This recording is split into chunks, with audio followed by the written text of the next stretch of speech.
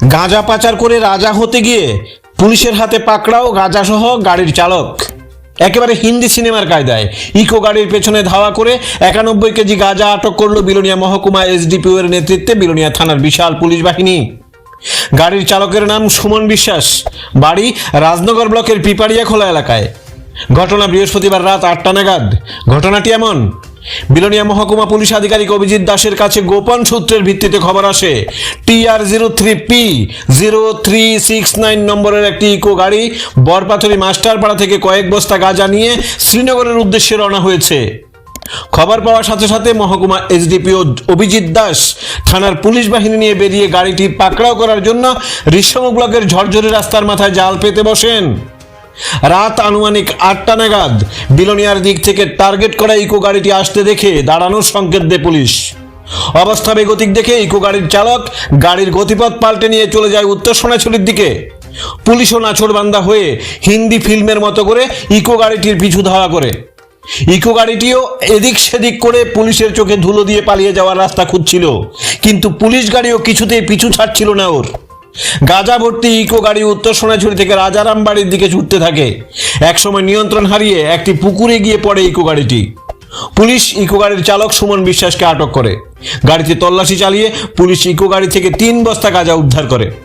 এরপর ড্রজার দিয়ে পুকুর থেকে ইকো গাড়িটি তুলে নিয়ে আসা হয় বিলোনিয়া থানায়।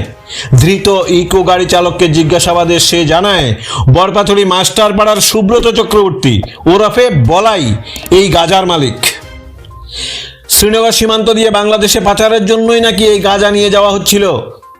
এখন সাফ কথা একটাই, ভবিষ্যৎ প্রজন্মকে সুরক্ষার তাগিদে সরকার এবং সাধারণ জনগণ চাইছে নেশামুক্ত শ্রেষ্ঠ ত্রিপুরা গড়ার।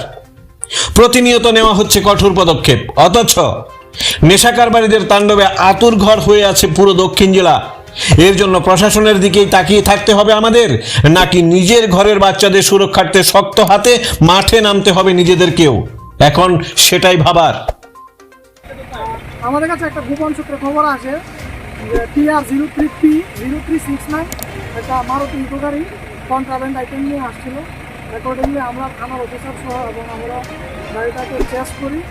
চেস করার পর গাড়িটা আমাদের দাওয়া করার সঙ্গে সঙ্গে রাজারাম বাড়িতে একটা পুকুরে নিয়ে আসে এবং এখানে পুকুরে ফেলে গাড়িটা ফেলে দেয়। অ্যাকর্ডিংলি আমরা এটাকে সার্চ করি এবং মোস্ট প্রবাবলি এখানে যেগুলি গাঁজা রয়েছে এখনও প্রসিডিউর চলছে। স্যার কোন জায়গা থেকে তার এই গাড়িটা পিছু করছে আমরা? এটা রাজারামবাড়ি রোড। আমরা চেকিং করে বসছিল জর্জরি থেকে আমরা গাড়িটাকে ধাওয়া করে দেখতে পাচ্ছি। স্যার এখন এই গাড়ির ভিতরে কি কি পাওয়া হয়েছে? এটা ড্রাই গাঞ্জা মিনিমাম কত কেজি? মেজারমেন্ট ফরওয়ার্ড 3 বস্তা পাওয়া গেছে। আর বাজার মূল্য কত হয়েছে স্যার? এখনো সেটা অ্যাসেস করা সম্ভব না। কতজনকে গ্রেপ্তার করা হয়েছে স্যার? আমরা ড্রাইভারকে ডিটেইন করেছি।